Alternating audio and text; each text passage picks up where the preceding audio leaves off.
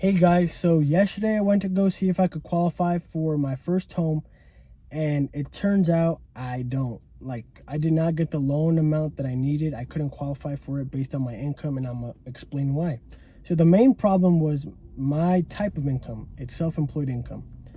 And what I learned was that it's much easier to qualify for a house if you have a W-2 than self-employed. And I'm gonna give you an example that applies to my situation.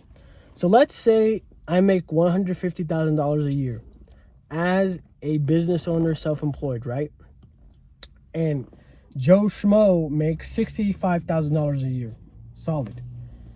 So then, after the year is done, you think I would be able to qualify for more money? For a bigger loan amount than Joe. However, my gross amount is not my profit. As a business owner, the less your net profit is, the smaller loan you qualify for. And why does that happen? As a business owner, you get taxed way more than a regular W-2 employee. 30%. We always save 30% for taxes. That's like the safe rule. That's what I do. But in order for us as business owners to not pay a lot of our hard-earned money to the government, we do business write-offs. And what that is, we use our business credit card or debit card, but ideally credit card, to pay things that help our business grow or thrive. And in many cases, the money that we use is used to pay our normal living expenses that may not be directly tied to the business. An example is, this is an example, okay? I could be using my business money with my business credit card to pay off the light bill, my mortgage, my equipment. That's like a great example, and other stuff, right? And when I'm doing my business taxes, I could say this is the mortgage. This is like my house where I keep all my business equipment. I pay this mortgage with my business money because this house is kind of like a business property that stores all my business equipment. And the IRS is like, all right, that makes sense, blah, blah, blah. It's a business expense, and boom, you're good. This is an example, guys. I'm just making it easy. So at the end of the year, even though I make $150,000 and I use a lot of my gross amount of money to pay normal living expenses and business expenses that help my business thrive, my net profit is way smaller, or could be way smaller, than Joe Schmo's. So in my example, I make $150,000, and my business expenses, my business write-offs, are $110,000. So I deduct that from my gross, and I'm left with a net profit of $40,000. And then you have to do the tax of that $40,000, which is like 30%. So you do 30% of that $40,000. You subtract that amount from the $40,000, and that number is your net profit. So then I'm left with, let's say, 10% of 40,000. So subtract 12,000 from 40,000. Then you're left with 28,000 as your net profit, right? So that's your net profit from your $150,000 gross. And the people who loan out money to you look at your net profit. They don't look at your gross. So when they looked at my net profit, they were like, you really qualify for a $150,000 house, maybe $200,000 house. And I was like, what? Like, I know. And they're like, your monthly payment that you could afford is $1,000 or maybe like $1,500. And I'm like, guys, I spend like $300 or $250 a month on milk, raw milk. I'm like, $1,000, I could pay that off with my sleep. Easy. But according to the math and the rules that the people that give out loans, I don't qualify for it. Because they don't take into account that a lot of my business expenses are used to pay living expenses that help me, like the mortgage or the rent or all this. Because I create a reason on why those expenses are associated or help my business thrive. Like in my example that I said, oh, I pay this mortgage of this house because this house is used to store all my business equipment. This is where all my employees have their meetings. This is where I do their training. You could create a billion reasons on why something should be a business expense, and you can use it as a business expense. So that's basically what I did in my case. These examples may or may not be real, but a lot of the stuff that I wrote as business expenses, I created a reason, and it was a valid reason on why they were business expenses. Therefore, when I did my taxes, I had a lot of deductions, and my profit was very small. And that's what the loaner uses to qualify for a house. That's what they use to give you your loan. And then back to my Joe Schmo guy, he makes $65,000 at the end of the year, and after taxes, maybe he has like $55,000, $50,000. I'm not sure, because he's not getting taxed like me. He qualifies for a way bigger loan amount, and even though he makes less money than me in the overall year, he can buy the house that I wanted and I can't. That's basically what it is. That's what basically happened yesterday, and it was shocking. So what I have to do is one of two things. I either have to make way more money as a self-employed individual and not have as many tax deductions, so my net profit is way bigger, so I can qualify for the $400,000 to $500,000 home. Now the problem with that is a lot of that hard-earned money that I'm gonna have as profit by the end of the year, more of it is gonna go to the government, the IRS. And I don't like that, because I could easily use that extra $10,000 to buy myself a truck that would help my business. But if I do that, then my net profit is smaller and I qualify for a smaller loan amount.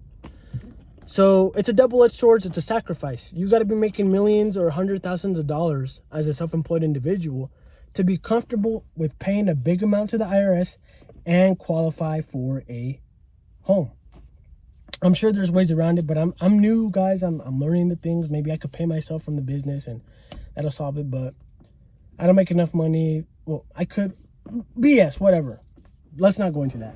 So the easier route to go around this loophole is I go get a job that pays between $34 to $50 an hour. Ideally, the higher the better.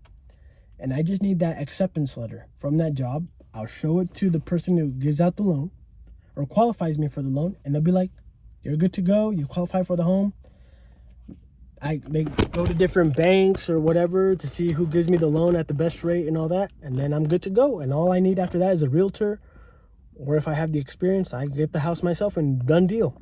So that's what I'm probably gonna do, so I can speed up the process, because the reason why I'm not gonna do it the self-employed route with this type of business right now is I like my life with how much I make in my current business. When I started the lawn care business, guys, I never thought I would have an empire, and I don't, which I like. I just like to be solo or have a few helpers and work in my own community and interact with the person directly. I know a lot of the other guys are going to disagree, but it's because I'm young and I have the energy to do it.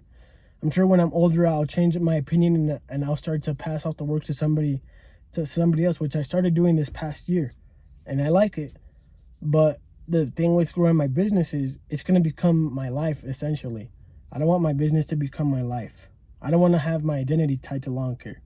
Even though it is already, I don't want it to be more than what it is. I just want to make enough money, which I already do now, to buy what I want, live a stress-free life, and go on about my day. I'm not trying to be a freaking conquistador of lawns. But if it'll happen naturally if that does happen. It's not because I'm going to force it. So that's why I'm not going to go build a lawn care empire where I make millions and millions of dollars. Even though, as great as that sounds, I'm not trying to be Mike Andes or some other big landscaping fool or whatever. Maybe if my business was mostly landscaping, where it's small, it's less jobs but they're bigger payouts, like one job is $10,000, okay, then that's different. But because mine is a lot of volume work with lower pricing, in that case I don't want to really go hard and go high volume, because it wears you out. So for now, at this moment, I'm probably going to take the easier route, where I just go apply for a job. that pays me a really good dollar amount per hour, $34 to $50 an hour. That's like a job that you get with a degree. $50 an hour, that's where like you get a degree or you have a lot of experience. But for me, I could definitely get a job in the 34 to 40 with my experience and my degree. I just haven't done it yet. So that's what I'll do. Apply for a job. And then when I get that job, I'll work there. But if I don't like it, I'll quit. But by that time, I'll have the loan.